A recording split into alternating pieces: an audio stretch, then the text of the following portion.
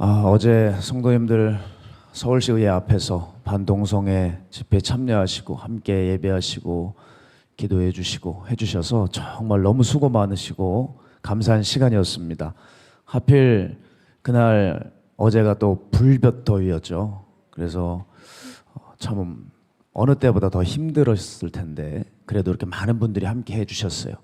우리 교회에서 대형 버스가 6대가 출발을 하고 또 자가용으로 오시는 분들도 많으시고 많은 분들이 함께 해주시고 또 게다가 4시 넘어서까지 우리가 거리 행진을 하면서 홀리 퍼레이드를 하지 않았습니까? 근데 그 아스팔트에 달궈진 열로 인해서 참 많이 더웠거든요. 근데 그렇게 거리를 행진하고 우리가 주님의 이름을 외치고 찬양하고 기도할 때 참 마음에 감동이 있었습니다. 여러분 다시 한번 말씀드리는데 정말 수고 많으셨고요. 그러나 이 싸움이 여기서 맞춰지지 않습니다. 왜냐하면 다음 해에도 또 있을 겁니다. 그래서 이번에 못 나오신 분들 너무 아쉬워하지 마세요. 다음에 꼭 오시면 되고 앞으로 매년 있지 않겠습니까? 저들이 뭐 한 번 하고 말겠어요? 계속하죠. 그리고 인천에도 이제 또 그들의 집회가 열린다고 하는 소식이 있습니다. 아주 암암리에 비밀리에 이렇게 시작을 하려고 하는 것 같은데 우린 또 싸우러 나갈 것입니다. 앞으로도 계속되는 이러한 싸움 앞에서 조금은 힘들고 지루한 싸움이 될 수 있을지도 모르겠습니다. 그런데 우리가 한 가지 주의해야 될 것은 우리가 움직이지 않으면서 나라 걱정, 교회 걱정, 자손들 걱정하는 것은 말이 안 된다는 거죠. 따라서 여러분 기억하셔야 돼요. 지난 날들 우리가 그만큼 도로에 나가서 외치고 또 들어눕고 그렇게 하나님의 진리를 지키려고 애쓰셨기 때문에 이 OECD 국가 중에서 대한민국은 차별금지법이 통과가 안 되는 겁니다. 벌써 10여 년이 넘도록 국회의원부터 해서 많은 그쪽 사람들이 애를 써왔지만 번번이 좌절이 된 이유가 뭐겠습니까? 바로 하나님을 사랑하고 이 땅에 하나님의 말씀이 이 땅에 이루어지기를 간절히 바라는 그 하나님의 사람들이 계시기 때문에 지금까지 우리나라 이렇게 영적으로 너무나도 심각하게 무너지지 않고 음란의 영들이 들어올 수 없었던 거예요. 우리는 절대 뚫리지 않을 겁니다. 그리고 저들이 꿈꾸는 나라와 세상은 오지 않을 겁니다. 하나님이 계획하신 나라와 세상이 오게 할 것입니다. 저는 그렇게 여러분과 다시 한번 나가고 싶습니다. 몇 번 안 오신 거 제가 잘 알고 있습니다. 지금 처음 시작하는데 쫙 가라앉아 있어요. 이유를 알죠 제가. 그러나 올해도 또 있을 수 있고 다음에도 있으니까 그때는 게을리 자기 생활의 염려에 빠져 계시지 말고 그토록 자기를 위해 살았으면 됐어요. 이제는 하나님을 위해서 좀 나오시기를 다시 한번 부탁드립니다. 저는 어제 여러분의 건강을 염려했어요. 참 뙤양빛에 그렇게 앉아 계시는데 저도 여러분을 중보하고 기도하면서 함께 하고 있었는데 이제 한 퍼레이드를 먼저 이제 돌개 앞에 저를 또 배치를 하셔서 그쪽으로 이동을 하는데 그날요 여러분 보신 분도 계실지 모르겠지만 그 옆에 집회가 열려 있었습니다. 그 집회는 소위 정치적이고 사회 분열적인 집회가 열렸습니다. 요즘 참 정치가 희한하게 돌아가고 있는 것 같아요. 여야 양당이 공정한 경쟁 관계여야 되거든요. 근데 요즘 보면 극단의 혐오 관계예요. 너무 좀 잘못 가고 있지 않나 우려스럽습니다. 그들은 또 모여서 여러 가지를 외치고 또 누구에게 선동당했는지 또 그냥 모여서 증거 불분명한 사안을 가지고 열심히 나와서 집회를 하고 있었어요. 제가 그 모습을 보면서 무슨 생각이 이렇게 드냐면 참 저게 지금 중요한 문제가 아닌데 저게 중요한 문제가 아닌데 사람들이 정말 중요한 문제를 모르고 있구나. 그래서 엉뚱한 데 힘을 빼고 열을 올리고 있구나. 그 생각을 지울 길이 없었어요. 그들이 말하는 걸 들어보면은 여야가 머리 맞대서 함께 고민하면 쉽게 대처할 수 있는 사안을 두고 양당이 자존심 싸움하고 있잖아요 맨날. 그러니까 괜히 국민들만 희생당하고 선동당하는 거 아니겠습니까?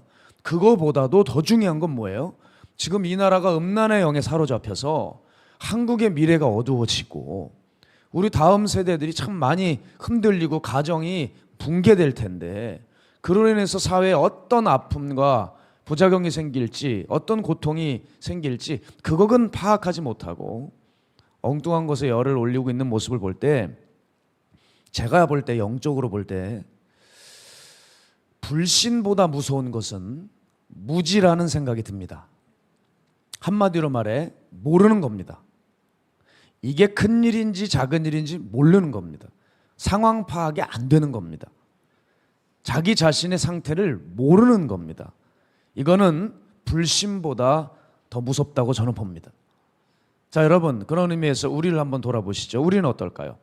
지금 우리가 살고 있는 이 터에서 우리의 영적 현재 환경은 파악이 되십니까?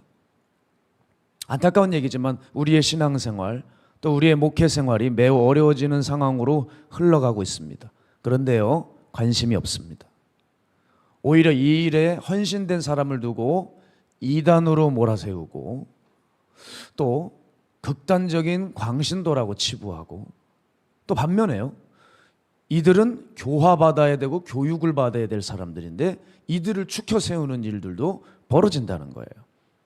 게다가 자기가 생각하고 있는 굴레와 테두리 안에서 사람들은 도무지 벗어나지를 못합니다. 제가 어제 동료 목회자로부터 한 영상을 받았는데 충격적이었어요. 저도 감리교 신학대학교, 대학원, 감리교회 목회를 했던 사람입니다. 저는 메서디스트라고 사람들이 만약에 여겨주면 참 영광스럽게 생각했어요. 그런데 미국의 감리교회가 동성애 동성혼을 받아들여서 어떤 일까지 하느냐?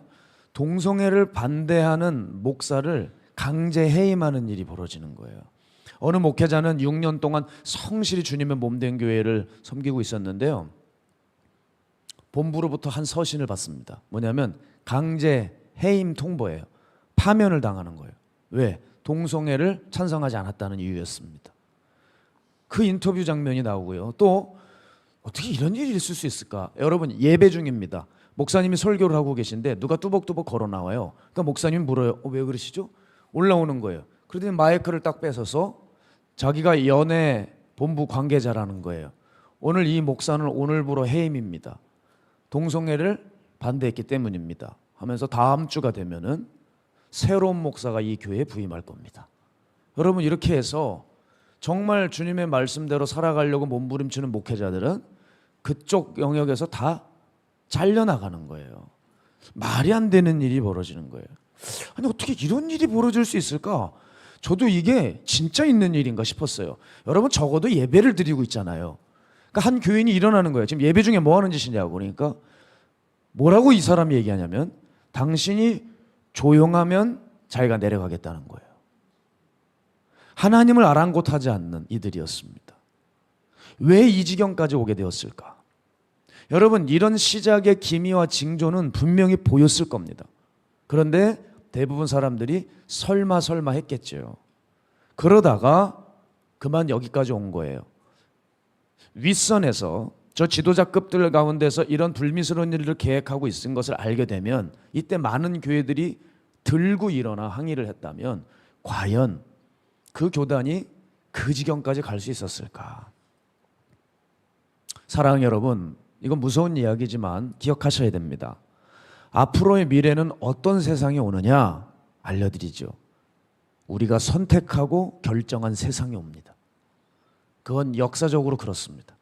하나님을 섬겼던 때와 하나님을 섬기지 않았던 때가 다릅니다. 그 시즌마다 그때 살았던 사람들의 각 행위의 소산을 먹었습니다. 여러분, 마찬가지예요. 오늘 우리가 무엇을 선택하느냐에 따라 하나님의 영광이 가득한 대한민국이 될 수도 있고, 아니면 세상 더러운 음란의 뱀들이 돌아다니는 말도 안 되는 시궁창 같은 대한민국이 될 수 있는 것입니다.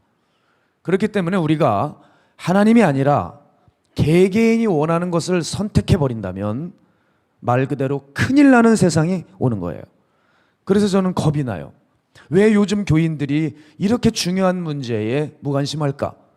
오히려 교인들 중에 동성애 반대 집회 오는 게 아니라 거기 사회 분열적 성격을 띤 그 집회에 가서 앉아서 있는 사람이 왜 없겠어요? 그게 중요한 거예요. 하나님의 나라가 붕괴되는 게 중요한 게 아니에요. 교인들에게 자기의 정치 신념이 중요하더라는 거예요. 이런 황당무례한 신앙인 같지도 않은 신앙인들이 교회 안에 너무나 많은 거예요. 여러분 기억하셔야 돼요. 왜 이렇게 사람들이 모이기 힘들어할까? 왜 모여도 소수만 모이고 도리어 흩어지고 말까? 자기의 생각이 너무 커져버려서 이제는 하나님의 말씀도 가당치 않게 되었다는 겁니다.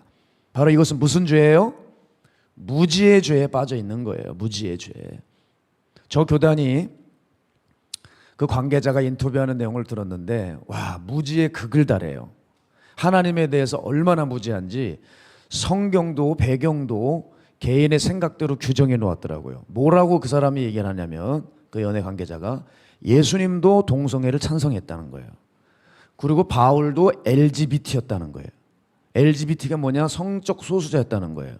게이였고 양성애자라고 하는 근거가 성경에 있다는 거예요.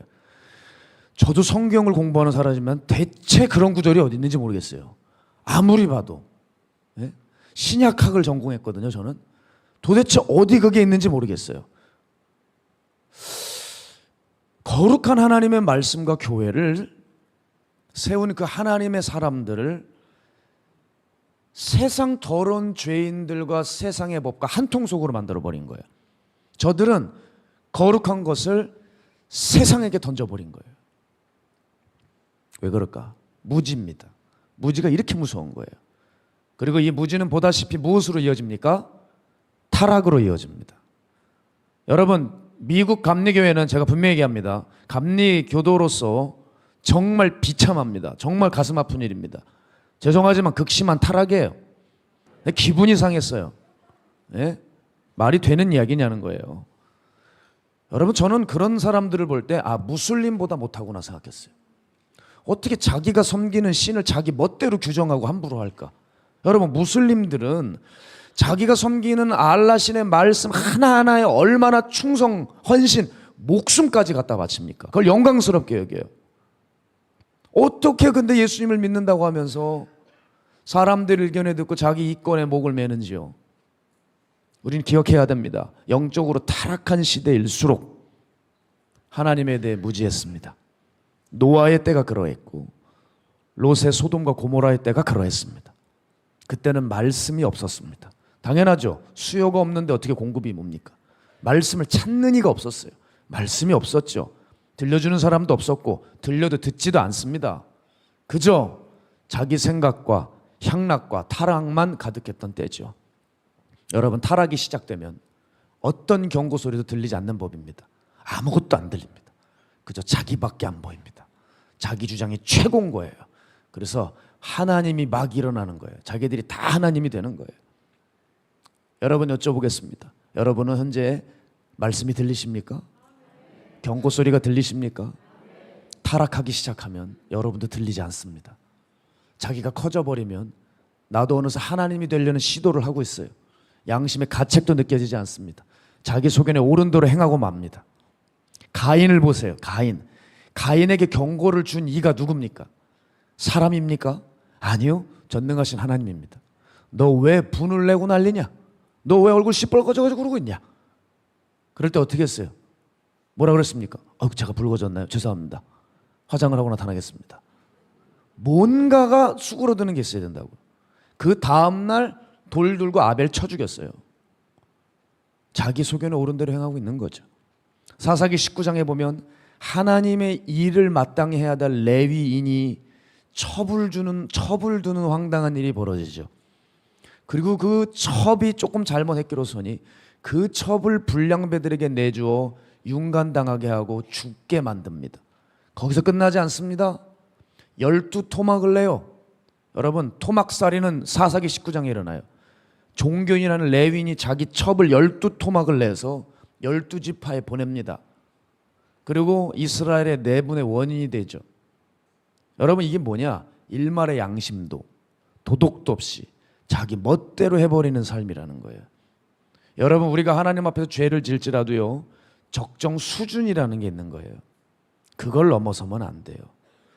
그러니 우리도 얼마든지 가인의 영을 받을 수 있고 이 시대도 사사기의 때처럼 영적으로 무감각해진 시대가 얼마든지 될 수 있다는 사실을 우리 잊지 말아야 됩니다. 하나님에 대해 모르는 사람이 많아질 때 어둠의 시대는 빨리 다가올 것이고요. 하나님을 아는 사람들이 많아질 때 그 어둠의 시대는 물러갈 것입니다. 그러니 하나님 아는 것이 얼마나 중요합니까? 호세아 때 이스라엘은 하나님을 몰라서 망했다고 했어요. 내 백성이 나를 아는 지식이 없어서 망했다고 했어요. 여러분, 이와 같이 무지에서 모르면 망하고 당하는 것입니다. 저는 그렇게 생각해요. 앞으로의 교회를 망치는 사람들은 누굴까? 공산당도 아니고 무슬림도 아니라 교회 내에 하나님을 모르는 사람들입니다. 이 무지 가운데 하나님께서 미워하시는 선택을 하고 그 가운데 깊이 뿌리 내리는 삶을 살아가면서 전혀 이게 잘못인지 의식이 없는 사람들, 이들로 인해 교회는 망할 것입니다. 이들로 인해 교회를 망할 거예요. 따라서 여러분, 우리는 하나님이 무엇을 원하시는지 몰라서는 안 됩니다. 오늘도 내일도 하나님 알기를 힘써야 됩니다. 여기에 우리의 생명이 달려있다고 해도 과언이 아닙니다. 요한복음 17장 3절을 보게 되면 영생은 곧 유일하신 참 하나님과 그가 보내신 자 예수 그리스도를 아는 것이니이다. 호세아서 6장 3절 우리 함께 읽을까요? 시작. 그러므로 우리가 여호와를 알자, 힘써 여호와를 알자. 그의 나타나심은 새벽 빛같이 어김없나니 비와 같이 땅을 적시는 늦은 비와 같이 우리에게 임하시리라 하니라. 아멘. 인생에게 있어서 그의 삶을 가장 지혜롭고 안전하게 이끌 수 있는 유일한 방법은 하나님을 아는 것밖에 없습니다.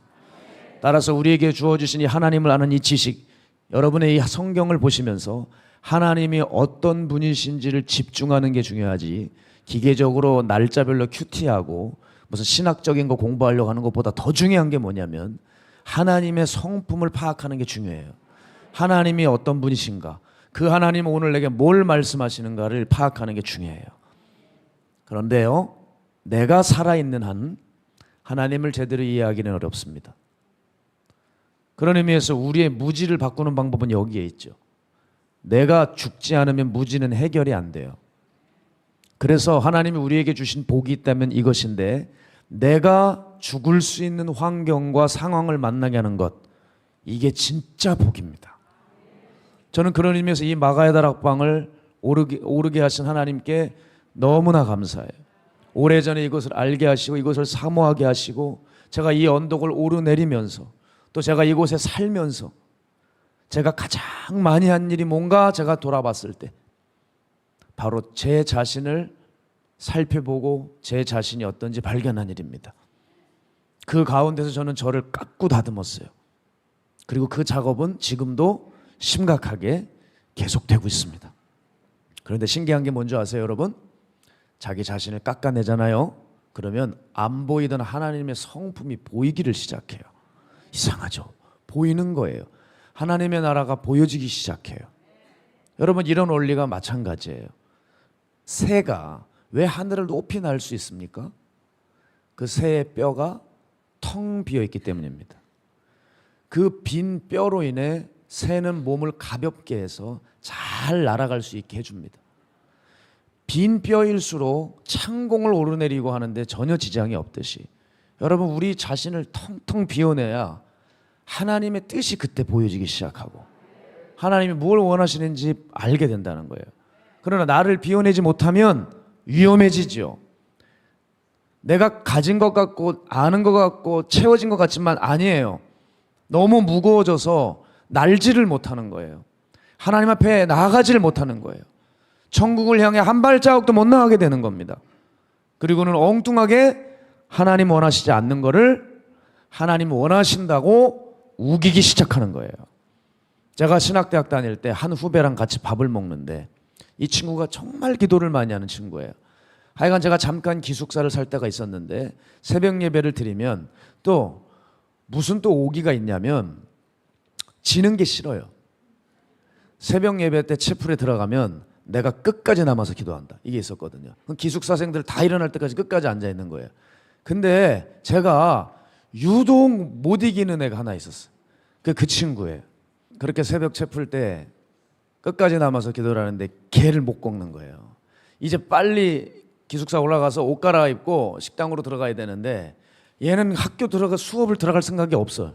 맞아요. 그냥 공부를 잘 안 했어요. 그러니까 저는 이제 어쩔 수 없이 일어나가지고 왔는데 이 친구가 저한테 그래요. 형, 나는 꿈이 있어요. 뭐냐? 그랬더니 솔로몬이 성전을 졌잖아요. 저도 하나님 앞에 큰 성전을 져드리고 싶대요. 끝도 보이지 않는 성전. 얼마나 하나님 기뻐하시겠냐는 거예요. 하나님이 종이 돼서 그렇게 온 세상 건물 많은데 하나님의 성전을 이렇게 크게 해드리면 기뻐할 거 아니냐는 거예요, 하나님이. 그래서 내가 얘기했어요. 야, 왜 익은 밥 먹고 서른 짓 하냐? 그게 아니고 네 마음이 성전이 돼야지. 너 어디서 돈이 있어서 그거 지으려고 그래? 어? 너 송도 들고 삥 뜯으려고 그러냐 너? 너 그 돈이 어디서 나서? 네 뭐 부자야? 아버지가 뭐 삼성 대기업에 뭐 되냐? 아유, 형은 그렇게 얘기하면 안 되는 거래. 하나님이 기뻐하신 걸 모른대. 아, 그 물을 먹었구나.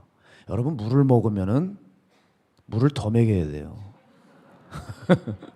아무 말을 할 수가 없습니다. 그래서 그냥 밥만 먹었어요. 아유, 더 이상 말하고 싶지도 않아요. 근데 이 친구가 어느 날 전화가 왔어요. 그래서 뭔가 변화가 된 거예요. 그래서 내가 물었습니다.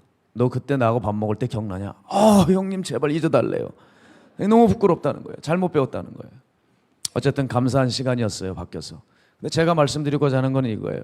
내가 끝도 보이지 않는 성전을 지어드리면 하나님 기뻐하실까요? 요즘 강사들 보면은 내가 집회를 몇 번 다녔는지를 세시더라고요.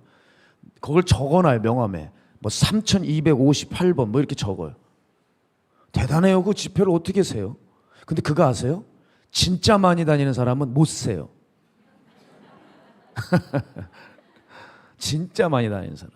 우리 박장원 목사님 같은 분들은 셀 수가 없어요.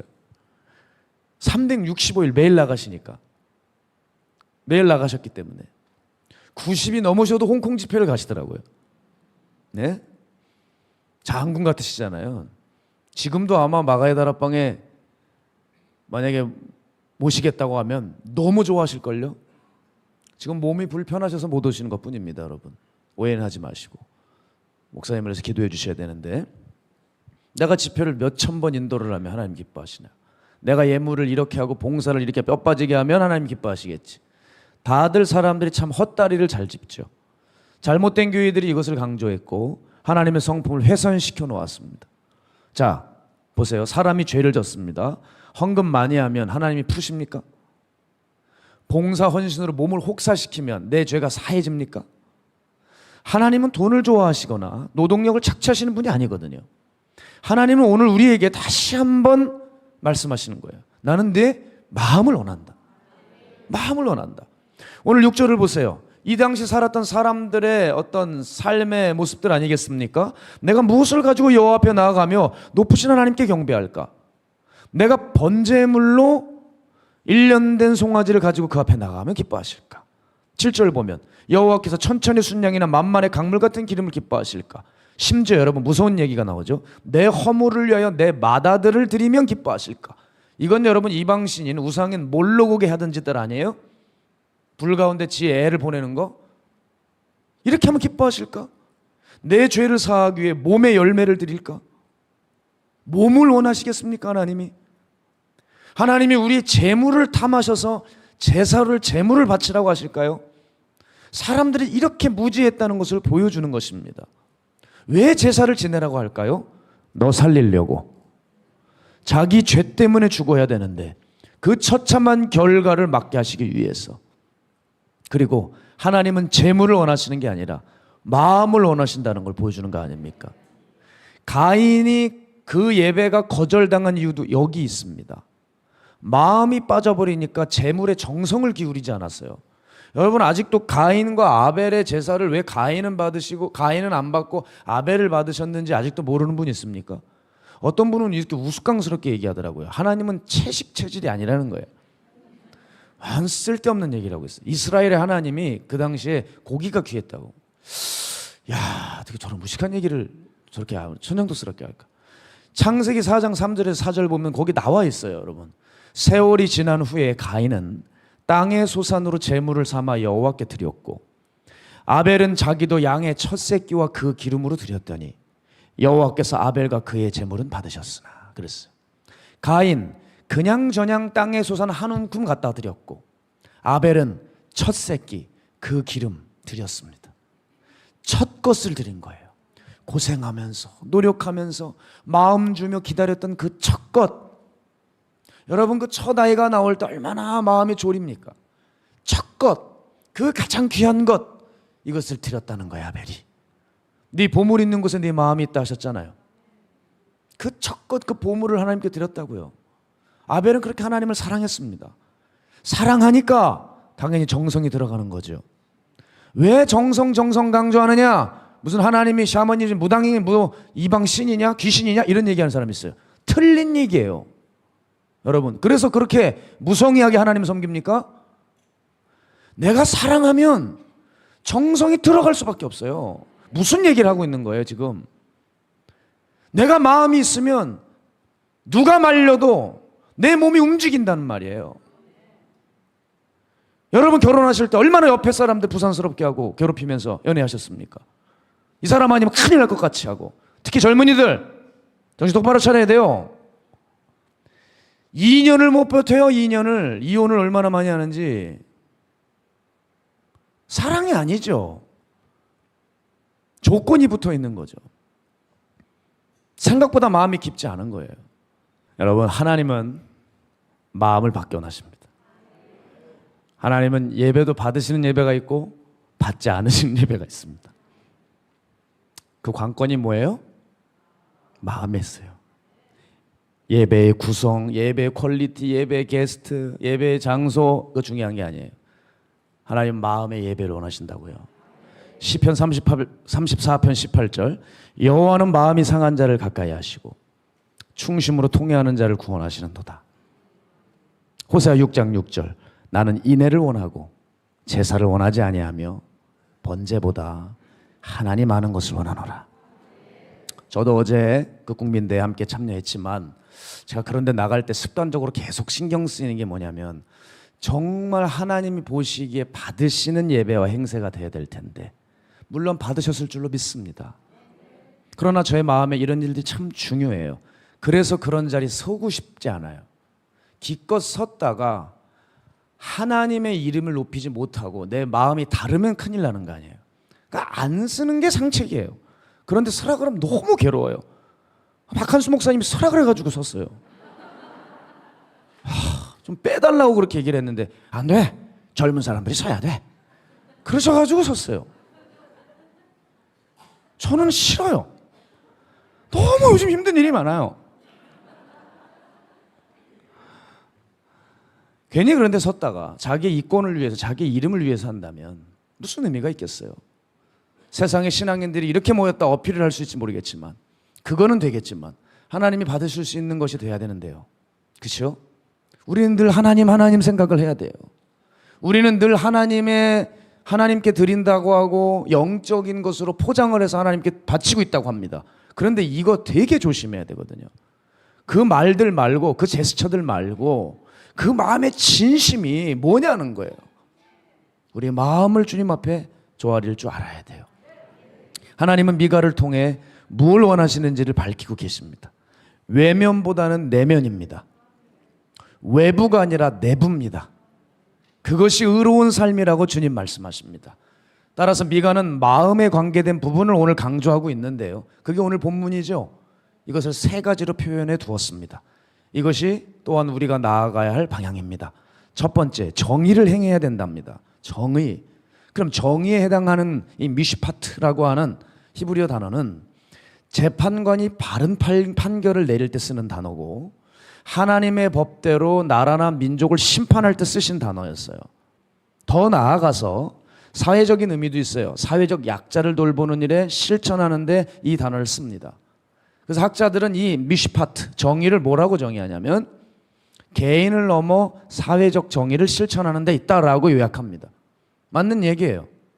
자, 왜 이걸 미가가 강조했을까? 왜냐하면 그 당시 사람들이 가난한 자들을 섬기기는커녕 미가서 3장 3절을 보면 뭐라고 황당한 얘기가 나와 있냐면 그들의 살을 먹으며 그 가죽을 벗기며 그 뼈를 꺾어 다지기를 냄비와 솥 가운데 담을 고기처럼 하는도다. 여러분, 그들의 가죽을 벗겨 먹었다는 거예요. 얼마나 끔찍한 일이 벌어집니까? 미가서 3장 5절 보면 세 번역으로 말씀드리죠. 또 예언자라는 자들, 종교인들이 어떤 짓을 했느냐? 예언자라는 자들이 나의 백성을 속이고 있다. 입에 먹을 것을 물려주면 평화를 외치고 먹을 것을 주지 아니하면 전쟁이 다가온다고 협박한다. 그때 목사들이 이 짓을 했다고요. 사꾼들이었단 말이에요. 그러니 이 삶을 이스라엘이 청산해야 된다고 미가가 경고하는 거예요. 그런 의미에서 오늘은 우리는 무엇을 해야 될까? 여러분, 이거죠. 사회적 약자를 돌보고 개인을 회복하고 사회적 약자까지 나아가는 이 미시파트를 이루어야 되는 거예요. 그럼 우리 교회가 이때 미시파트를 어떻게 이룰 수 있을까? 여러분이 귀하게 드리는 그 예물을 정말 뜻깊은 대로 흘려보내기로 우리는 결단을 했습니다. 하나님 마음은 어디에 있느냐? 항상 이긴 자, 잘 되는 자 있지 않거든요. 성경 구약 신약을 보세요. 항상 하나님의 마음은 히브리들에게 있어요. 히브리가 무슨 뜻이냐? 낮은 자들, 아픈 자들이란 뜻이에요. 히브리의 하나님이에요. 히브리의 하나님. 낮은 자들과 아픈 자들에게 하나님은 항상 함께하고 계세요. 그러니 우리는 생각하지 않을 수가 없었습니다. 누구에게 이 맥주 감사 주일에 귀한 예물을 흘려보낼 수 있을까? 이 땅의 귀한 목회자들, 선교사님들, 병원비가 없어서 죽어가세요. 병원비가 없어서 평생 헌신한 분들이 죽어가요. 그리고 신학생들이 학비가 없어서 공부를 못해요. 평생 수고하신 은퇴하신 목사님, 거처가 없으셔서 고생하세요. 그분들이 편히 노년을 맞이하고 평생이 수고하셨으니 잘 쉬고 안식을 취하게 해드려야 되지 않겠습니까? 우리는 이 일에 여러분의 헌금을 전액 쓰려고 해요. 하나님의 마음이 있는 곳에, 하나님이 가장 마음 아파하시는 곳에 찾아서 쓰려고 하는 거예요. 이게 미시파트예요. 미시파트. 성경적 정의라는 거예요. 같은 맥락에서요, 미가는 두 번째를 제안합니다. 바로 인자를 사랑해야 된다. 헤세드죠. 인자가 사람의 아들이 아니라 자비죠. 자비, 멀시입니다. 인자는 자비를 말해요. 미가는 자비를 가지고 있어야 된다. 왜? 하나님이 너희를 한결같은 사랑으로 자비를 베풀어 주지 않았느냐? 따라서 하나님을 본받아서 너희 마음속에 어떤 마음이 있어야 돼요? 선한 자비로운 마음을 가지고 살라는 거예요. 그게 미시파트와 참 연관되어 있기도 하죠. 세 번째, 미가가 제안하는 게 뭐예요? 겸손하게 네 하나님과 동행하는 것이 아니냐 그랬어요. 하나님과 동행하는 삶. 다시 말씀드리지만 자기를 비우지 않으면 하나님과 어떻게 동행하겠습니까? 여러분, 신앙은 관계입니다. 맞습니까? 신앙은 관계예요. 여러 복잡하게 정의하실 거 없어요. 하나님과의 친밀함이에요. 이거 없으면 다 신앙이 아니에요. 교인들이 돈과의 친밀함이에요. 목사와의 친밀함이에요. 죄송해요. 그건 신앙 아니에요. 교회 와서 다른 데 관심 갖지 마세요. 목사하고 친하게 지낼 필요 없어요. 사람하고 친하게 지낼 필요 없어요. 제발 그런 거 하지 마세요. 하나님과 가까이 하세요. 하나님에게 신경 쓰세요. 왜 엉뚱한 데 시선을 둡니까? 왜 엉뚱한 데 마음을 빼앗겨요? 맨날 그러니 감정놀이하고 시험 들었다고 하는 얘기만 쏟아지는 거죠. 하나님께 마음을 두세요. 하나님이 여러분을 실망시키는 분이 아니시잖아요. 하나님이 여러분을 시험 들게 합니까? 하나님은 여러분에게 자기 아들까지 내어주시면서 끝까지 보호하시려고 하는 우리 아버지세요. 교회 와서 엉뚱한 거 쳐다보지 마시고 하나님과의 친밀함만 신경 쓰세요. 참 답답한 사람들 많아요. 답답해서 그래요. 하나님과의 친밀함이 그 어떤 것보다 귀합니다. 그럼 누가 하나님과 친밀해질 수 있겠습니까? 마음 있는 사람들이요. 너무 간단하죠? 제가 말씀드리지만 마음 있는 건 티가 나는 거예요. 제가 밑에서 훈련시켰던 많은 사람들, 또 청년들 중에서도 제 마음에 누가 관심이 쏠리겠느냐? 친밀한 사람들인데 그들은 다 누구냐? 마음이 느껴지는 사람들입니다. 여러분, 가까이 해도 마음이 안 느껴지는 사람들이 너무 많아요. 그 마음은 느껴지게 되어 있어요. 어떤 사람이 제게 다가옵니다. 연락을 합니다. 거기에는 이유가 있어요. 사역 때문에 연락만 해요. 다른 때 연락 안 해. 그리고 명분이 있어요. 자기 필요가 있을 때만 연락해요. 여러분, 그건 관계가 될 수가 없어요. 누가 관계가 되냐? 그냥 좋은 거예요. 함께 했던 옛날 청년 하나가 그래요. 목사님, 저는 목사님 손에 있는 털도 멋있어요. 그래요. 여러분, 제가 주님 앞에서, 여러분 앞에서 말씀드리면 저는 털이 없어요. 털이 많은 사람이 아니에요. 있던 털도 다 빠져가고 있어요. 없어요, 별로. 근데 걔가 뭘 보고 도대체 좋다는 얘기를 그렇게 한 거 아니겠어요? 그냥 마음으로 좋은 거예요. 그럼 어떻게 돼요? 저도 그 얘기를 듣고 잊질 못하잖아요. 지금도 수년을 했는데 털이 없는데 손등에 털을 줬대. 그 털 있는 사람들 많아요, 남자. 근데 저는 털이 없거든요. 잘 없어.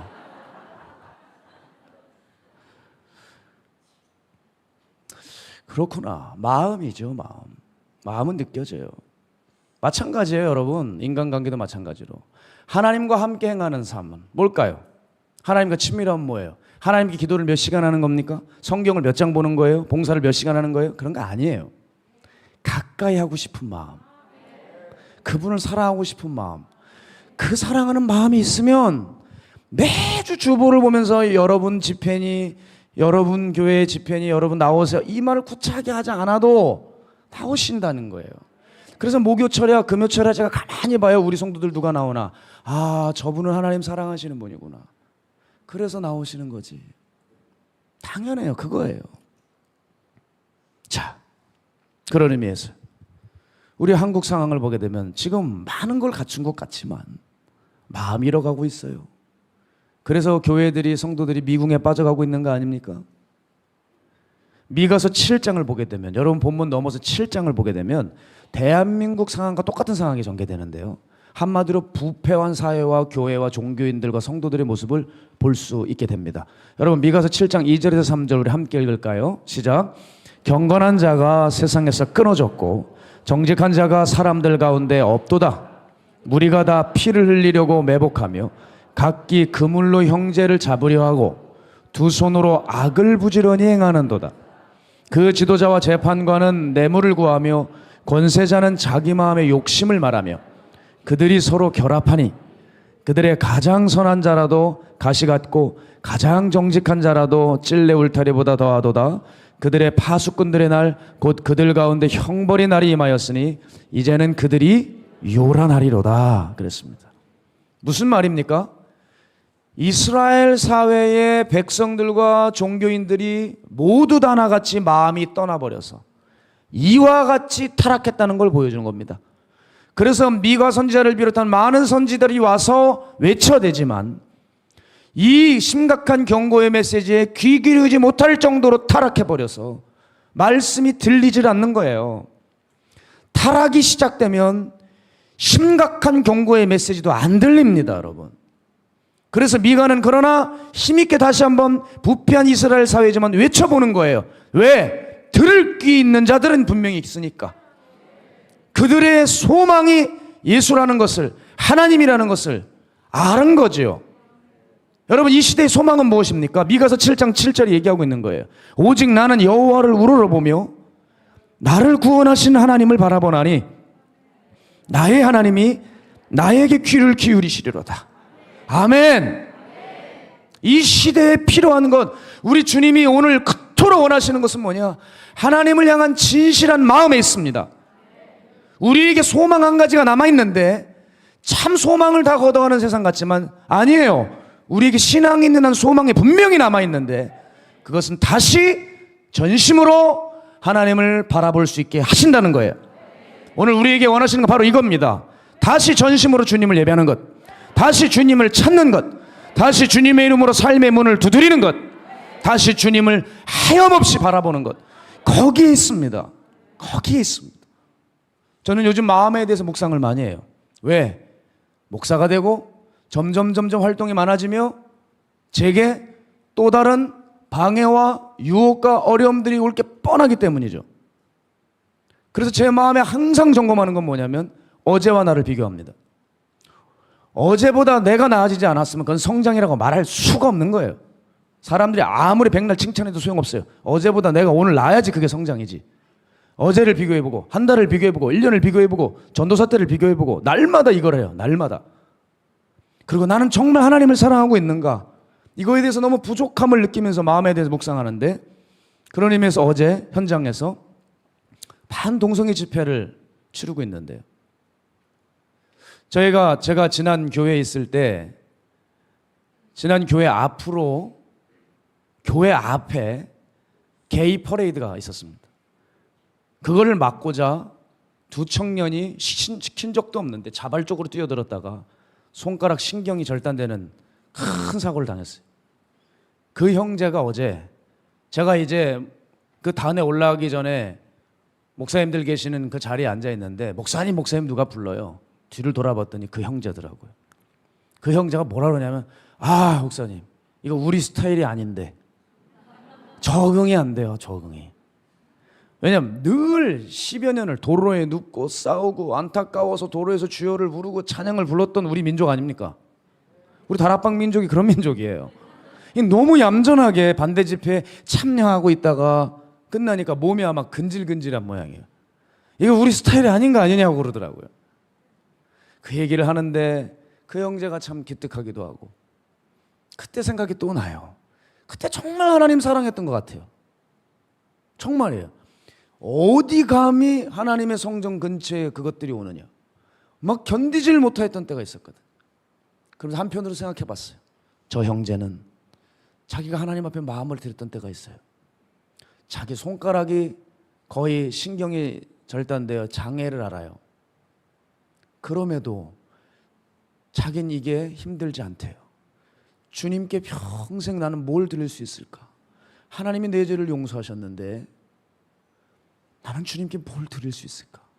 그 고민을 하고 있었는데 주님 앞에 손가락을 드릴 수 있었대요. 그게 기쁘다고 하면서 울었던 그 형제거든요. 손가락을 드릴 수 있어서 감사하다고 제 앞에서 울 때, 아 그래, 내가 목회 헛하지 않았구나. 저렇게 귀한 형제를 통해 또 도전을 받는구나. 다시 달려가라고 하시는구나 했던 그때가 있어요. 그때 그 형제를 보면서 저 형제는 하나님을 향한 그 마음을 아직까지 가지고 있을까? 그 생각이 깊이 잡혔어요. 그러고 있는데 이제 저를 불러요. 누가 올라갈 때가 된 모양이에요. 저를 인도해 주시는 그 스텝 중에 한 분이 계셨는데, 그분이 저에게 이런 얘기를 하는 거예요. 또 목사님, 몇 년 전에 목사님 교회 형제들이 게이 퍼레이드를 막다가 손 다치지 않았느냐. 그때 제가 병원에 그렇게 신방을 갔다는 거예요. 제가 기억이 나더라고요. 맞아요. 한 분이 목사님이 오셨다 갔다는 거예요. 그분이더라고요. 그 행사를 주관하는 주최 측의 스텝으로 계셨어요. 그러면서 이제 인천에서 또 시작이 됩니다. 그때 다시 연락을 드릴게요 하는데, 그 옛날로 제가 쭉 빠져가더라고요. 요즘 들어 하나님은 자꾸 저를 깨우시는 것 같아요. 그 예전의 마음, 그 예전에 하나님 사랑했던 때, 이번 금요 집회 때였습니다. 제게는 너무 행복한 시간이었어요. 제가 볼 때 뭐 설교는 그렇게 잘 된 것 같지는 않은데, 제 마음에 뭐가 회복되냐면, 그 예전에 마가의 다락방에서 예배를 드렸던 그 예배 향취가 있어요. 그건 저만의 추억이고 저만의 어떤 감각인데, 그게 단에서 회복이 되는 거예요. 얼마나 감사한지. 옛 감격에 잡히니까 저도 모르게 그 심정으로 그때로 돌아가요. 그러면서 제 마음에 깨달은 거 하나 있어요. 힘들고 어려워도 나는 이 길밖에 없구나. 내겐 이 길이 가장 행복한 길이구나. 저는 목사가 되길 원치 않았던 사람입니다. 하나님의 은혜가 없으면 저는 목사가 될 수 없었어요. 그리고 저는 목사 같지도 않다고 저는 생각해요. 정말이에요. 여러분, 제가 목사 같습니까? 요즘 습관적으로 맨날 얘기해요. 몇 분이 저에게 위로를 주시면 사실 위로가 안 돼요. 전 제가 목사 같지가 않거든요. 여기는 제가 어울리지 않는 자리라고 늘 생각하는 사람이에요.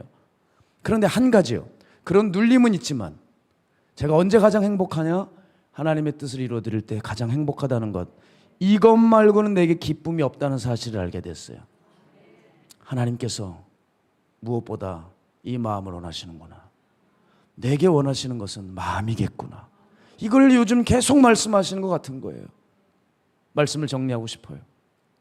여러분, 오늘 이 맥주주의를 맞이하면서, 이 맥주절은 뭡니까? 우리의 첫 열매를 드리는 날이에요. 간단하게 우리 복잡한 절기 얘기하고 하지 맙시다. 한마디로 해서 우리의 첫 열매, 가장 중요한 것을 주님께 드리는 날이에요. 여러분에게 첫 열매는 무엇입니까? 첫 봉급입니까? 첫 소산입니까? 어떤 첫 자식을 애꿎게 개와 상관없이 서운해 버리는 일입니까? 뭡니까? 이런 거 다 아닙니다. 우린 무지에서 벗어나야 돼요. 바로 첫 마음을 드리는 것에 있습니다. 그 처음 것, 그 때묻지 않고 오염되지 않는 순전한 마음, 그 첫 마음을 드리는 데 있어요. 제가 처음 하나님 만나고 마가의 다락방 은혜 받고 이 마가의 다락방을 너무 사랑했어요. 그 예배를 너무 사모했어요. 그 마음을 둘째가라면 서로 할 정도로 사모했을걸요. 여러분들보다. 그 마음이 회복되는 것, 바로 그 마음을 주님 앞에 드리며 그 마음으로 이곳에 예배를 인도하는 것, 저에게 그거 아니겠습니까? 우리 그거를 드리자는 거예요. 바로 하나님이 원하시는 것, 하나님 받으시는 것 그겁니다. 이와 같이 미가가 알려준 이 주님의 마음을 얼른 본받고 그 마음으로 주님과 함께 동행하는 삶에 있다고 저는 봅니다. 그럴 때 그들이 하나님의 사랑을 입을 것이고 여러분의 삶을 시시때때로 일거수일투족을 지키시고 붙드시는 하나님이 간섭하시고 역사하시는 그 놀라운 일들이 우리의 삶에 벌어질 줄 믿습니다. 하나님 앞에 그 첫 열매, 첫 마음을 들으시기를 축복합니다.